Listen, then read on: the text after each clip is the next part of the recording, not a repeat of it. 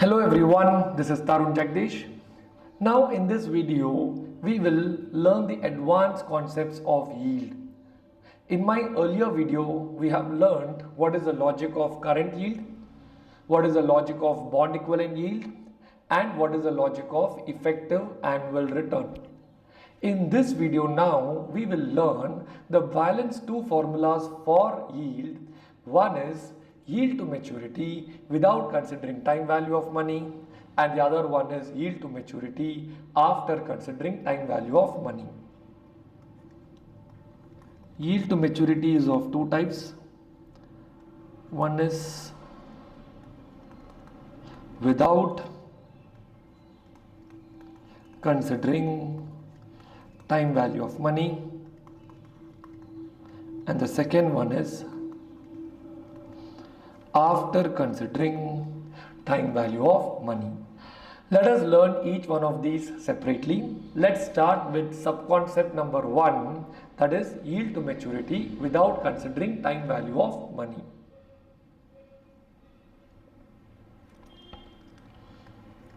Yield to maturity without considering time value of money. Friends, first I will give you the formula for this. We will put some numbers, and based on these numbers I will tell you what is the logic. The formula goes like this: coupon amount plus redemption value minus issue price divided by life whole divided by redemption value plus issue price divided by 2. I repeat, coupon amount plus redemption value minus issue price divided by life whole divided by redemption value plus issue price whole divided by 2.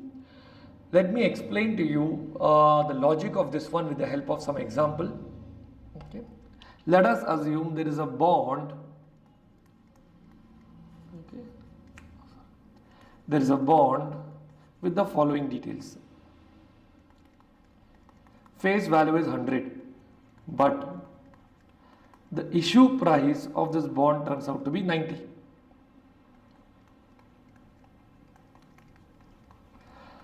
Redemption value will be, let us say, 110. Coupon rate turns out to be 10%, so you get the answer as 10 rupees. And let us assume that the life of this bond turns out to be 5 years. Now friends, I'll just replace the formula and tell you what is the answer, and then we will understand what is the logic. So the formula what I gave you was coupon amount plus redemption value minus issue price divided by life whole divided by redemption value plus issue price divided by 2. So as per this, the formula would be 10 rupees plus redemption value is 110, issue price is 90, whole divided by 5 years, again whole divided by the average of 110 plus 90 divided by 2. So I can say this is nothing but 10 plus 4 divided by 100. So I get the answer as 14%. Alright friends, this is the calculation. Now let us understand what is the logic of this formula. Alright, listen very carefully. Coupon amount is turning out to be 10 rupee. Am I right? So this 10, from investor's point of view, he will get in year 1, year 2, year 3, year 4 and year 5. Investor's point of view, 10 rupees an income. Face value is 100, they are issuing at 90. So from an investor's point of view, I can say that he is getting a 10 rupee profit over there. Similarly, redemption value at the end of 5 years, investor will get back 110. So there you get again another 10 coming up over there. This is also an income for the investor. So the initial 10 is an income, the final 10 is also an income, the total income will turn out to be 20. This 20 is the income one time over a period of 5 years. So if 20 comes for a period of 5 years, each year, can I not say that the average income that the investor is earning is turning out to be 4 rupees? So he is getting 10 rupee at the beginning, plus he is getting 4 rupee every year on an average. Total what he gets is 14 rupee, for which he has invested 90 today, but he will get 110 on expiry. So on an average, his average investment will turn out to be 100 rupees. So friends, let me write down again the logic of this one over here. Coupon plus, if I call redemption value minus issue price divided by life, whole divided by, I can call that as average investment. Alright, now this coupon is nothing but it is a return that the investor is getting. This is the average return which he is getting for a period of 5 years. So ideally speaking, I can say that the formula is nothing but whatever is the return that the investor is getting divided by whatever is his average investment. So 14 is the return he is getting, 100 is the investment, the bond is giving him 14%. If his father was giving him 15%, will he buy this bond? The answer is no. He is buying this bond only because of one reason, that his father is not giving him more than 14, and that is why this 14 will become his expectation.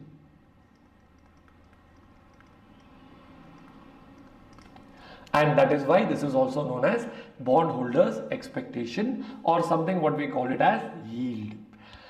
Alright friends, I told you there are two types of yield which is coming over here. One is yield to maturity without considering time value of money, and the other one is yield to maturity after considering time value of money.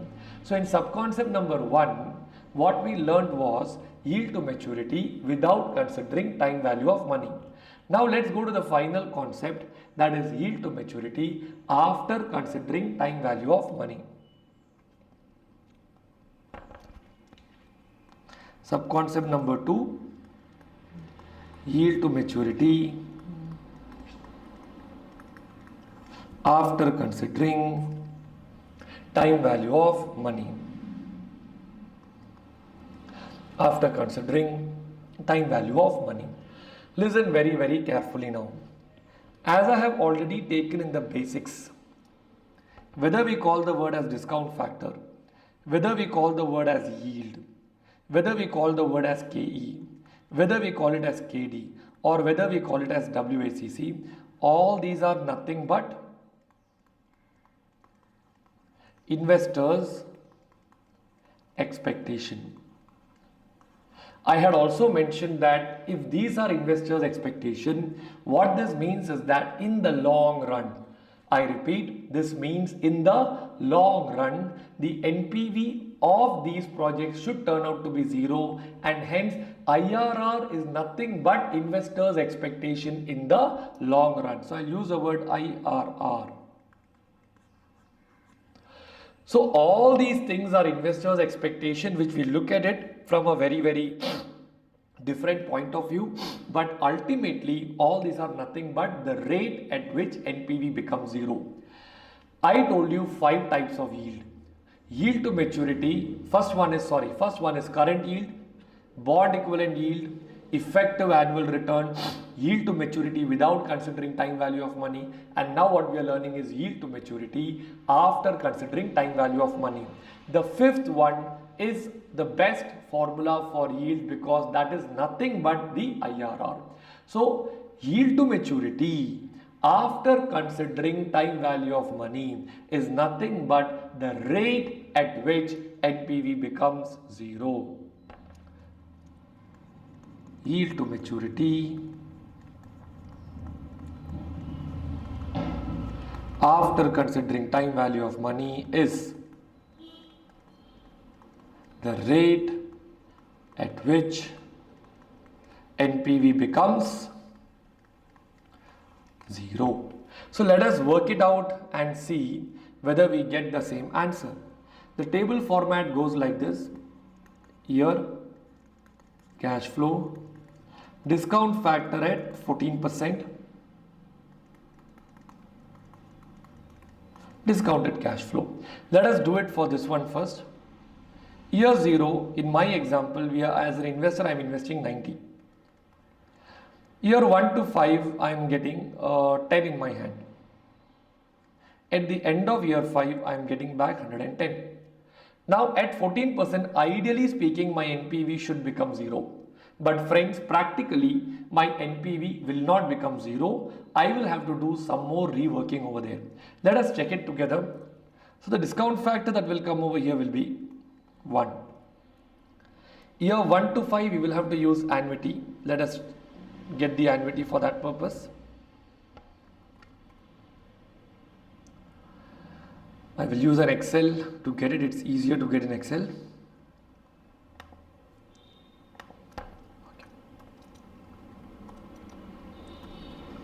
Year 1 discount factor, year 2 discount factor, 3, 4, 5.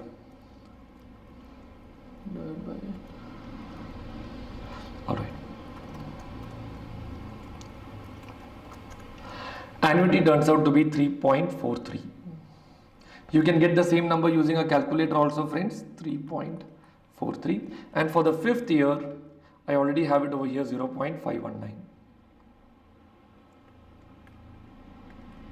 Now let us multiply to understand what are the numbers that I get over here. So I get the number over here as 90. Here I'll get the number as 34.3, and the last one is 110 into 0.519. 57.13. Alright, so my NPV will turn out to be 57.13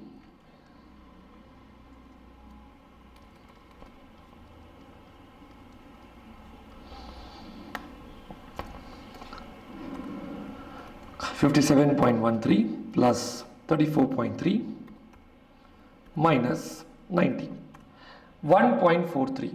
So friends, here I am getting the answer as plus 1.43. As I mentioned to you earlier, ideally the NPV should be 0. So since I am getting the answer at 14%, what I will do next is I will take the next higher discount rate, that is 15%.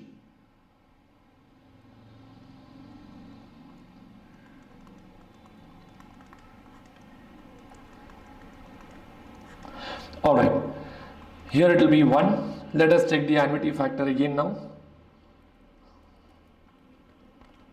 We'll take 1.15 now.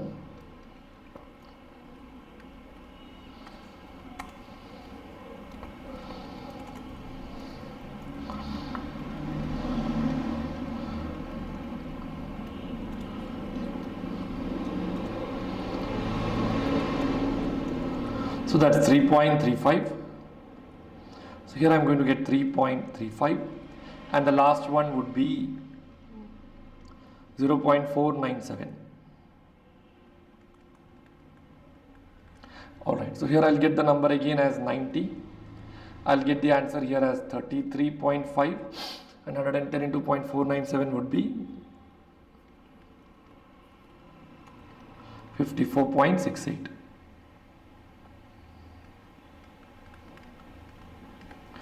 Okay, so let's check the calculator and check what is the answer that we get over here. Okay, so here it will be 54.68 plus 33.5 minus 90. Here I get the NPV as minus 1.82. So friends, at 14% I get a plus NPV, and at 15% I am getting a minus NPV. So I want to get an NPV of 0, which will come in between 14 as well as 15. For doing this, we will use the logic of interpolation. I hope you remember what is interpolation. If you don't remember, please look at the board. I will do it on the board now.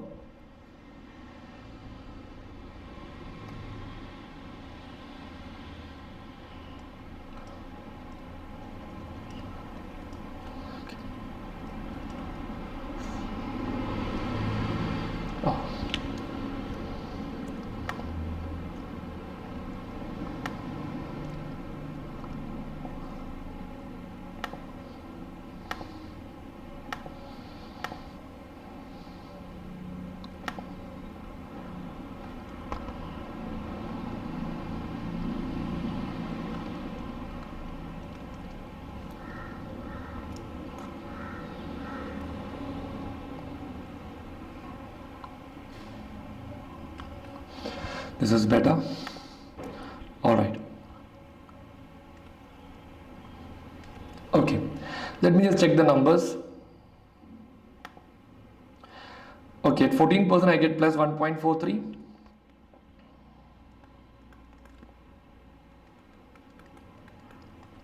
And for 15 percentage, I'm getting the number as minus 1.82. Minus 1.82.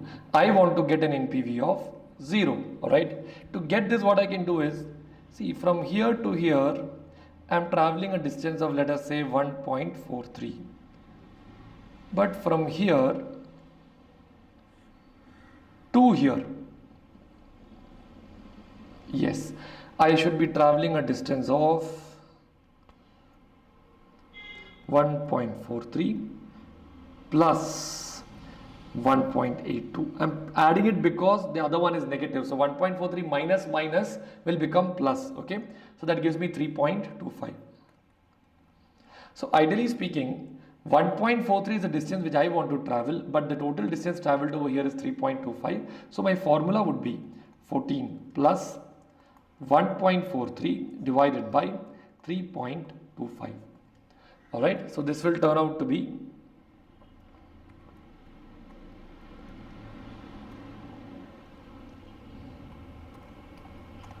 0.44 plus 14. So I get the answer as 14.44. Alright.